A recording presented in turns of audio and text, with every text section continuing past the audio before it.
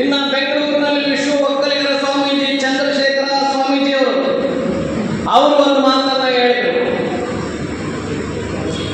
ಅವರು ಏನು ಹೇಳಿದ್ರು ಅಂತ ಹೇಳಿದ್ರೆ, ಮುಸಲ್ಮಾನರಿಗೆ ಕೊಟ್ಟಿರ್ತಕ್ಕಂಥ ಮತದಾನದ ಹಕ್ಕನ್ನ ವಾಪಸ್ ಪಡ್ಕೋಬೇಕು ಅಂತೇಳಿ,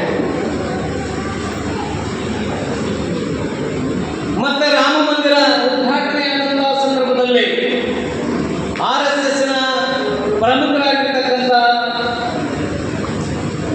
ಸುದರ್ಶನ್ ಒಂದು ಮಾತನ್ನ ಹೇಳಿದ್ರು, ಮೋಹನ್ ಭಾಗವತ್ ಅವರು ಒಂದು ಮಾತನ್ನ ಹೇಳಿದ್ರು.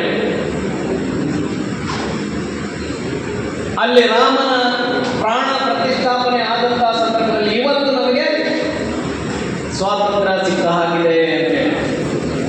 ಇವೆಲ್ಲವೂ ಕೂಡ ಏನು ನಿರಾಕರಿಸತಕ್ಕಂಥ ಮಾತುಗಳಾಗಿದ್ದಾವೆ. ಇವೆಲ್ಲವೂ ಕುಡಿಯೋ ನೀರಿಗೋಸ್ಕರ ಅದು ಬಾಬಾ ಸಾಹೇಬ್ ಅಂಬೇಡ್ಕರ್. ಪುರುಷೋತ್ತಮ ಬಿಳಿಮಲೆ ಅವರಿಗೆ ಅದನ್ನು ಪ್ರಸ್ತಾಪ ಮಾಡಿ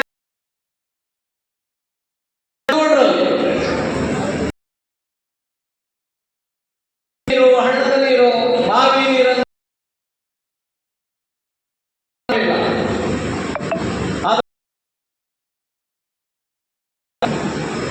ಮಾಡೋದ್ರ ಮೂಲಕ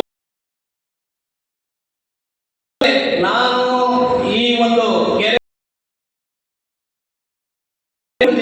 ನಾನು ಕುಡಿದಿರೋದು ನೀರಲ್ಲ, ನೀರು ಅಂತಕ್ಕಂಥ ಒಂದು ಹಕ್ಕನ್ನ ನಾನಿಲ್ಲಿ ಸ್ಥಾಪನೆ ಮಾಡಿದ್ದೀನಿ ಅಂತ ಹೇಳಿ ಬಾಬಾ ಸಾಹೇಬ್ ಅಂಬೇಡ್ಕರ್ ಅವರು.